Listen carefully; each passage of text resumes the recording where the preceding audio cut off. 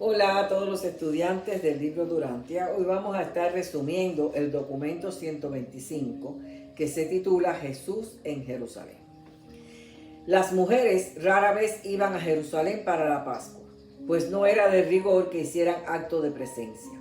Pero Jesús virtualmente rehusó ir a menos que lo acompañara su madre. Cuando María decidió ir, otras nazarenas se sumaron y cantaron el Salmo 130 por el camino. Jesús tenía muchas expectativas con la visita a Jerusalén. En compañía de sus padres, Jesús atravesó los recintos del templo para reunirse con el grupo de los nuevos hijos de la ley. Su primer desencanto fue el comportamiento general de las multitudes, pero nunca se le ocurrió que su madre tuviera que irse porque no se les permitía a las mujeres estar allí. Resintió el hecho, pero nada dijo excepto unas palabras a su padre.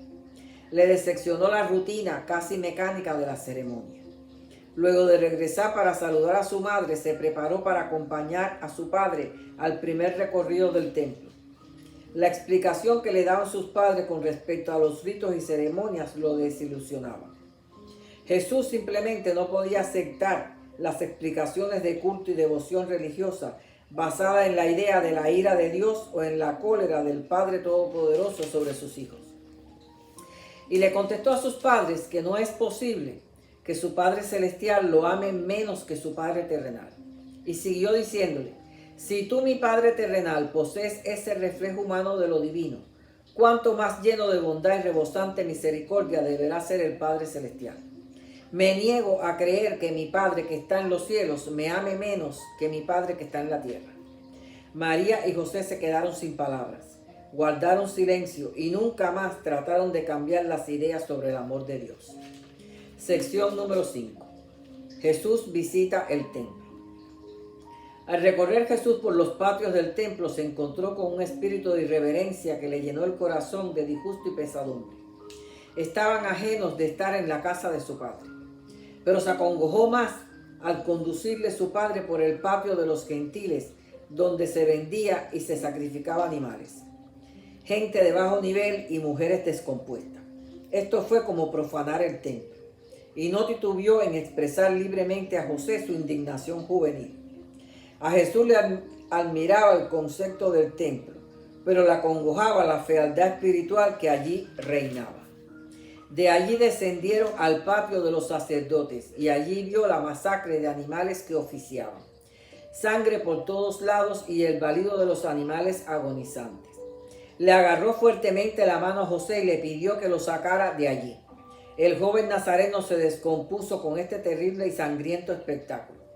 Al ver José de qué manera habían afectado a su hijo los ritos del templo, lo llevó a ver la puerta hermosa o la hermosa puerta, una artística puerta de bronce corintio. Luego fueron en busca de María y salieron a caminar al aire libre, distanciándose de la multitud. Contemplaron el palacio Asmoneo y la imponente residencia de Herodes y la torre de los guardias romanos. En esa caminata hablaron de todas las fiestas que se celebraban en Jerusalén. Sección número 2. Jesús y la Pascua. Estaban reunidos en la casa de Simón junto a varias familias para celebrar la Pascua. Jesús estaba muy afectado por la enorme matanza de cordero. José y María pensaban pasar la Pascua con sus parientes donde estaban alojados, pero Jesús los persuadió para aceptar la invitación de Simón. Durante la cena persuadieron a Jesús para que relacionara la historia de la Pascua y en sus palabras se reflejó suavemente su desconcierto. Y así comenzaron los 7 días pascuales. Jesús, aunque no había dicho nada, le estaba dando vueltas en su cabeza celebrar la Pascua sin cordero. Y al paso de los años estaba cada vez más determinado que algún día la Pascua sería una celebración incruenta. Jesús no durmió esa noche por las crueles experiencias del día. Sus padres tampoco durmieron, no entendían la actitud de su hijo. A la mañana siguiente, el joven Lázaro se hizo cargo de Jesús. Emprendieron una exploración sistemática de Jerusalén y sus alrededores. Al final del día, Jesús ya había descubierto varios sitios alrededor del templo donde se daban cursos y conferencias de enseñanza y se respondían a las preguntas de los asistentes. y de allí en adelante iba una que otra vez al templo principal a ver el velo de separación y se preguntaba qué había detrás de ese velo. Pero su mayor tiempo lo ocupaba en este lugar de conferencias y preguntas. El miércoles de la semana de Pascua le permitieron a Jesús quedarse en casa de Simón en Betania. Y esa noche Lázaro, Marta y María escucharon las palabras de Jesús sobre asuntos temporales y eternos, humanos y divinos. Y desde aquella noche los tres lo amaron como si hubiera sido su propio hermano. En el fin de semana Jesús vio menos a Lázaro, puesto que éste no tenía acceso en el templo, aunque sí a algunas charlas públicas. Lázaro tenía la misma edad de Jesús, pero en Jerusalén rara vez se admitía hijos de la ley menores de 13 años. Una y otra vez José y María encontraban a Jesús sentado a solas, con su cabeza entre las manos y profundamente pensativo. Sabía que estaba atribulado de espíritu y no sabían qué hacer. Ansiaban regresar a Jerusalén. La mente de Jesús estaba repleta de perplejidad y acosada por cientos de preguntas sin respuestas y de problemas sin solución. Habían acordado el regreso a los 15 años de Jesús para que continuara sus estudios en Jerusalén, pero los desilusionaba el poco ánimo de Jesús. Durante su estadía en Jerusalén, Jesús conoció cientos de jóvenes de todas partes y comenzó a abrigar el deseo de viajar por el mundo con el fin de aprender cómo se ganaban la vida los diversos grupos de sus semejantes. Sección número 3. La partida de José y María. Se había dispuesto que el grupo de Nazaret se reuniera en la zona del templo al promediar la mañana del primer día para comenzar el viaje de regreso. Cuando venían, Jesús iba con su madre, pero ahora al regreso se suponía vendría con su padre. Sin que se dieran cuenta, cuando partieron, Jesús aún no estaba entre ellos.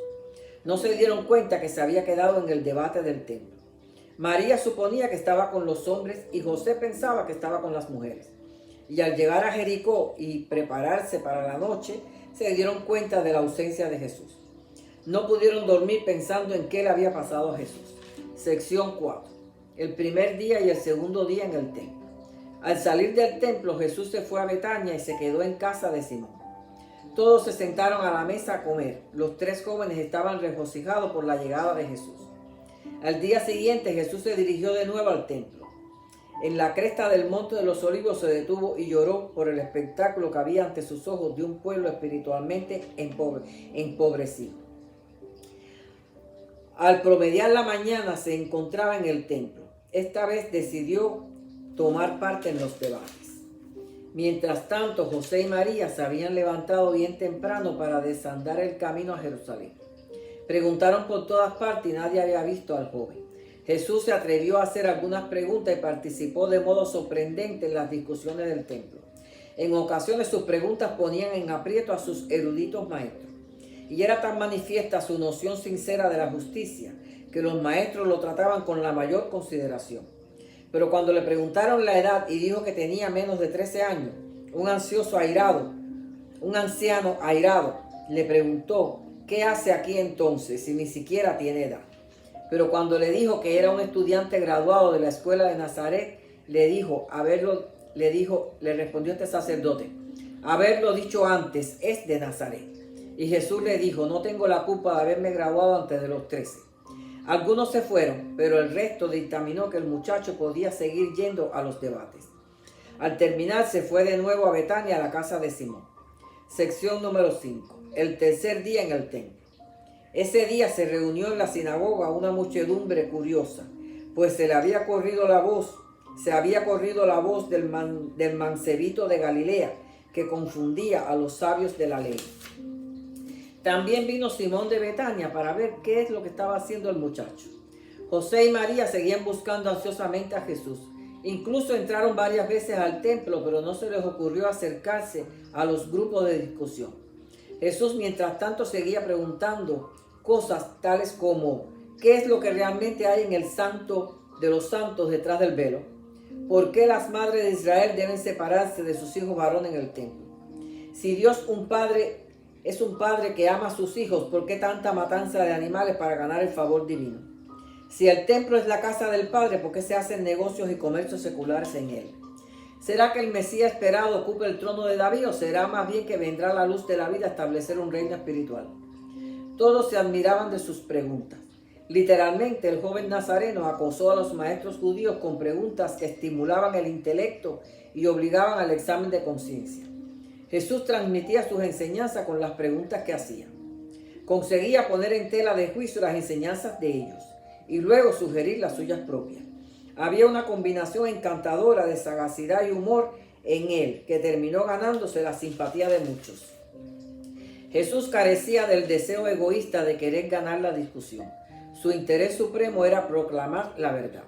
Al terminar, Simón y Jesús regresaron a Betania. Iban callados y al pasar por la cresta del monte de los olivos, Jesús se detuvo nuevamente, pero esta vez no lloró. Solo inclinó su cabeza en devoción silenciosa.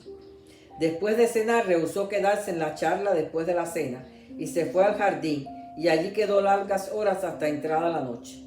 En vano lograba esbozar un plan definido de acción para acometer el problema de su misión en la vida, revelar el concepto del Padre y librarlo de las cadenas de la ley, de ritos y ceremonias de tradiciones enmohecidas. Sección número 6. El cuarto día en el templo. Jesús estaba extrañablemente despreocupado de sus padres terrenales. Aun cuando Lázaro comentó que sus padres estaban por llegar a casa, no se le ocurrió que podían estar preocupados. Así se dirigió nuevamente al templo. Hablaron de la ley y de los profetas. Lo que más le admiraba a hebreos y griegos era su juventud con tal conocimiento de la verdad. La noche antes, los padres de Jesús habían oído hablar de este mancebo hábil e intérprete de la ley, pero no se les ocurrió que era su hijo. De vuelta por el templo, reconocieron la voz de Jesús sentado entre los maestros del templo. José se quedó mudo.